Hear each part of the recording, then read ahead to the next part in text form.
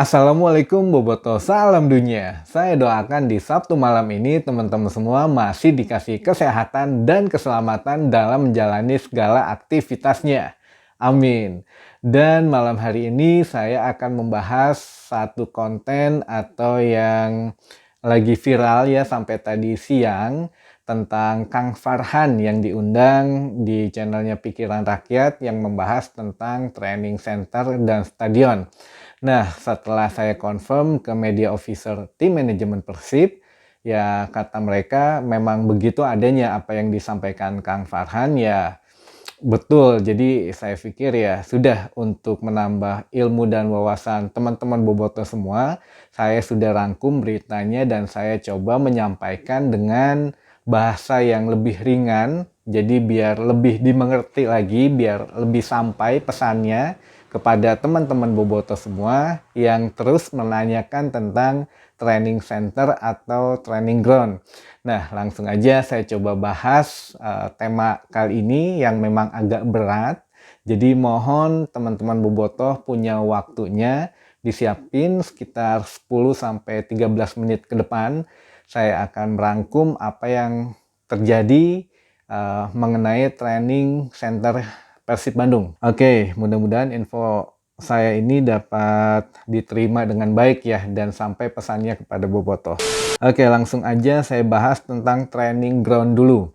Untuk training ground ini sebetulnya hanya tempat latihan biasa. Jadi ada training ground, training center, dan stadion. Jadi kalau training ground ini hanya sebatas lapangan training saja atau tempat latihan sepak bola tok sudah. Tidak ada fasilitas apa-apa lagi. Dan saat ini untuk tim Persib Bandung tidak memerlukan training ground dulu karena sudah ada di Sidolik dan GBLA sendiri. Jadi GBLA itu masih bisa digunakan untuk tempat latihan selain di Sidolik. Jadi belum begitu mendesak untuk pembangunan training ground. Oke, jadi mesti paham ya untuk teman-teman Boboto. Lalu selanjutnya training center. Nah ini, kalau training center itu bukan hanya sekedar lapangan latihan saja, tapi melibatkan berbagai fasilitas olahraga lainnya. Semisal ada beberapa lapangan latihan, katakanlah ada 3 atau 4 lapangan latihan, satu lapangan khusus dipakai untuk tim senior Persib Bandung, satu lapangan khusus dipakai untuk tim junior Persib Bandung, satu lapangan khusus untuk disewakan atau buat lainnya, seperti itu. Jadi terbagi-bagi lapangan latihannya terpisah dan khusus ya. Jadi di training center ini bukan hanya tempat latihan sepak bola aja, tapi ada tempat latihan gym, lalu ada kafenya, ada restorannya, lalu ada tempat bulu tangkisnya, tempat main tenisnya juga, lalu tempat futsalnya juga, sampai hotel di sekitar lokasi training center tersebut untuk misalkan ketika pertandingan itu pemain ada yang bawa keluarganya bisa diinepin di hotel di training center itu, di sekitaran itu. Jadi nggak jauh ke stadion nantinya, ataupun bisa sebagian lagi disewakan kepada umum. Nah, itulah yang dimaksud dengan training center tuh ada satu lokasi yang terpusat semuanya di situ. Jadi beda kalau training ground hanya tempat latihan saja, tapi kalau training center itu mencakup beberapa fasilitas latihan dan pusat hiburan juga lah gitu ya. Oke, mudah-mudahan sampai sini ditangkap ya pesannya. Kenapa Persib tidak membangun training ground karena sudah ada di Sidolik dan GBLA. Tapi kalau training center itu sedang direncanakan. Nanti kita bahas sampai ke akarnya lah, sedetil-detilnya saya coba sampaikan. Oke, lalu jadi kapan nih pertanyaannya? Jadi kapan Persib akan membangun training center? Nah, di sini training center atau ya TC lah, kita sering nyebutnya TC. Bos Persib sendiri yaitu Teddy Cahyono mengatakan kalau untuk lahannya sudah tersedia, namun memang tidak dijelaskan di mana.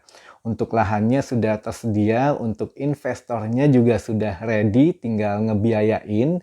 tinggal keluar izinnya saja dari pemerintah kota sampai dengan pemerintah provinsi. Nah, ini yang kita sedang tunggu izinnya. Izinnya kapan keluarnya ya tidak ada yang tahu. Itu silahkan ditanyakan langsung ke Pemkot atau ke Pemprov lah ya. Ya paling ini minimal ke Pemkot dulu karena kan mau dibangunnya di Kota Bandung. Ya nggak jauh-jauh lah kayaknya dari Stadion GBLA ya. Jadi hal ini izinnya masih mentok di Pemkot. Jadi ya kita tunggu sajalah izinnya sampai keluar. Oke. Yang terakhir, nah ini sudah agak berat pembahasannya. Yang terakhir mengenai stadion baru Persib. Oke, dan mohon dengan sangat ini mudah-mudahan Boboto semua dapat tahu intisari apa yang saya coba sampaikan tentang stadion baru ini. Memang agak berat ya, tapi mudah-mudahan bisa dimengerti. Bobotoh, saya harus mengatakan bahwa kita sebaiknya mulai move on dari Stadion GBLA. Ya, move on artinya ya jangan menyangkut pautkan Persib dengan GBLA terus. Karena apa? Karena GBLA ini sudah banyak sekali masalahnya. Jadi semisal penyakit tuh tumornya sudah ganas sekali, udah banyak masalah di dalamnya dan tidak bisa disembuhkan lah istilahnya gitu ya. Jadi istilahnya Persib ini jika ingin menggunakan GBLA, Stadion GBLA itu harus menyewa seumur hidup. Oke. Jadi kalau Persib ingin terus mainnya di GBLA itu harus nyewa seumur hidup. Tapi solusi lainnya Persib bisa membangun stadion sendiri yang artinya punya Persib sendiri. Tapi kenapa tidak GBLA dibeli sama Persib? Nggak semudah itu Bobotoh, nanti ada penjelasannya. Tapi intinya itu dulu yang bisa dipahami. Persib harus segera memiliki stadion baru daripada harus menyewa seumur hidup di stadion GBLA. Oke. Nah, sekarang kita masuk ke media officer dari Persib Bandung yang ngasih bocoran juga tentang konten Kang Farhan sampai tadi siang ya mengenai Stadion GBLA ini. Jadi ini saya sudah confirm dulu biar Bobotoh juga enak buat ngedengerinnya, buat nerima bahwa oh ya memang kayak gini gitu untuk kondisi GBLA itu. Oke, GBLA itu saat ini adalah milik daerah Kota Bandung. Jadi barang milik daerah Kota Bandung atau BMD ya istilahnya, barang milik daerah Kota Bandung yang dibangun oleh PT Adikarya selaku penanggung jawab dan yang berhak merenovasi dan memperbaiki Stadion GBLA jika terjadi kerusakan dan sebagainya.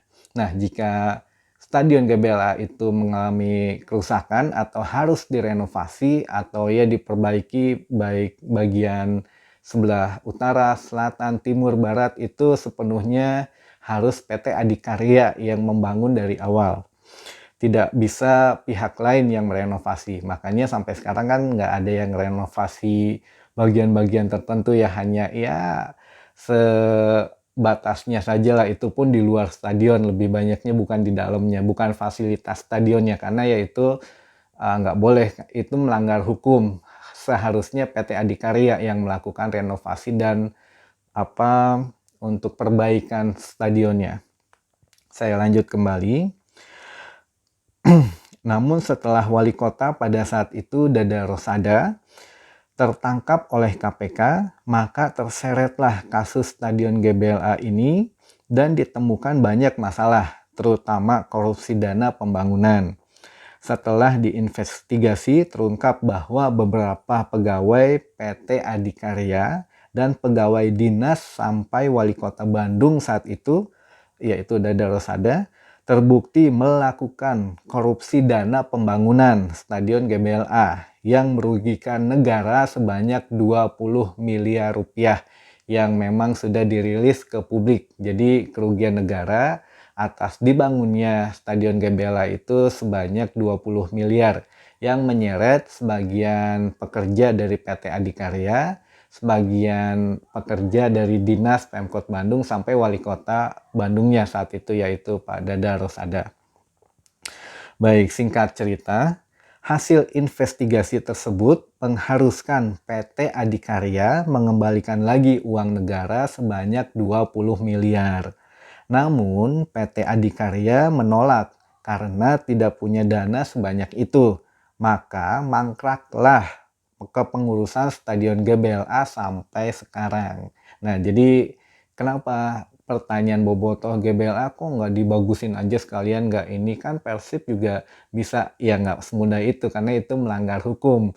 Seharusnya yang merenovasi kayak tadi yang saya bilang itu yang merenovasi, yang memperbaiki itu harus PT Adikarya. Tapi karena PT Adikaryanya juga sekarang duitnya nggak ada untuk merenovasi dan kemungkinan besar bukan nggak ada juga, nggak mau rugi dua kali lah. Dulu istilah kasarnya udah dikerjain sama Pemkot Bandung, ya sekarang dimintain duit lagi buat renovasi, ya jelas nggak mau lah karena modal aja nggak balik apalagi harus ngeluarin rugi yang lebih gede gitu ya istilahnya. Oke. Barulah sampai pada saat wali kota almarhum Mang Odet mengambil alih, minimal membiayai listrik, uang keamanan stadion, dan kebersihan stadion saja. Tapi dengan catatan tidak boleh merenovasi stadion GBLA karena itu melanggar hukum.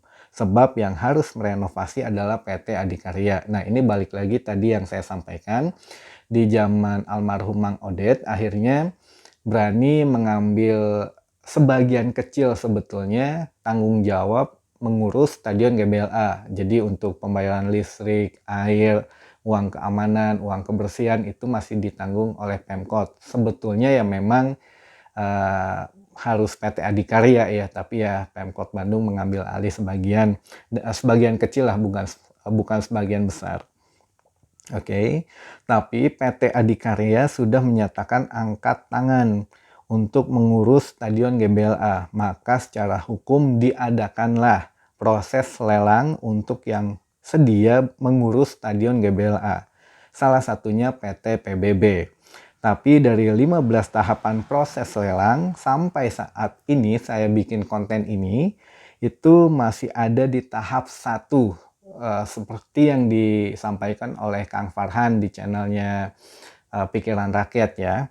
Padahal sudah berjalan hampir 1 tahun. Masa 15 tahapan harus nunggu sampai 15 tahun karena satu tahapan 1 tahun aja belum selesai gitu. Nah, intinya begini, PT Adikarya karena sudah dinyatakan bersalah waktu itu, jadi ya sudah harus mau nggak mau nanggung akibat dari praktik korupsi yang dilakukan sebelumnya.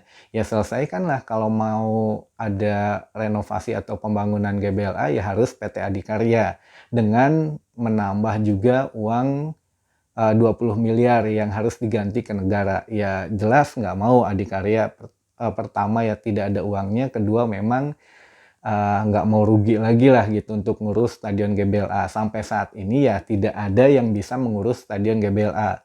Terus PT Persib sendiri ikut lelang untuk mengurus Stadion GBLA. Memang ada sempat beredar kalau memang disetujui PT PBB akan mengurus Stadion GBLA ini sebanyak 30 tahun.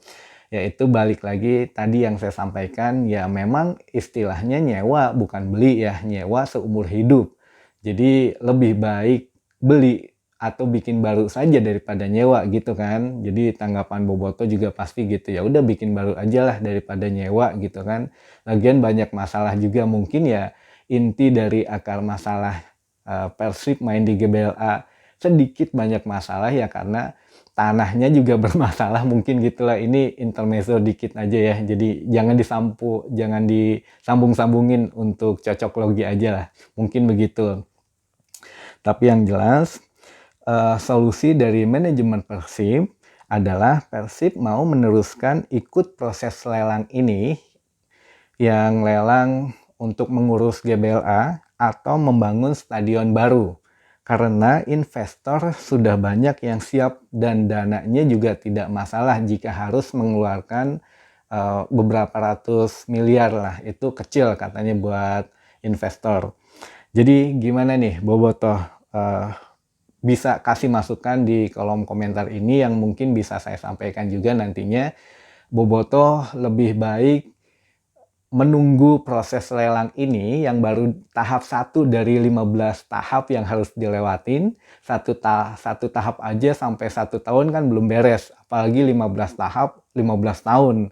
Dan lama banget lah kita punya stadion baru ya. Jadi lebih baik Bobotoh bisa sampaikan apakah harus nunggu lelang ini sampai selesai, lalu kita mengurus GBLA selama 30 tahun dan statusnya nyewa, atau lebih baik kita merencanakan membangun stadion baru saja dan plus ditambah training center yang mewah dan megah lah gitu ya. Keputusan ada di Bobotoh semua saat ini dan kita juga dituntut untuk kedewasaannya melihat ke masa depan karena sepak bola ini pure kedepannya adalah modernisasi ya, tidak hanya untuk Pak Aing-Aing lah gitu. Karena Bandung kan GBLA di Bandung, nggak bisa gitu juga. Jadi Persib itu harus punya standar modernisasi di masa depan. Oke, Bobotoh, itu saja mungkin yang bisa saya sampaikan. Mudah-mudahan bisa diterima apa yang saya sampaikan ini bisa dengan bahasa yang bisa dicerna lah oleh teman-teman Bobotoh semua ya. Selamat bermalam minggu, sampai ketemu besok di stadion dan besok pagi juga saya akan live langsung di lokasi penukaran tiket khususnya di Progresif karena saya lebih dekat ke Progresif dan di Yonzipur juga sudah ada tayangannya di video saya di awal-awal dan besok saya ada di Tribun Utara. Insya Allah ada di Tribun Utara. Jadi buat teman-teman yang di Tribun Utara jangan lupa nyapa ya kalau ketemu saya karena saya nggak tahu teman-teman semua nih. So, thank you Bobotoh atensinya. Sampai ketemu lagi di info selanjutnya. Assalamualaikum Bobotoh, salam dunia.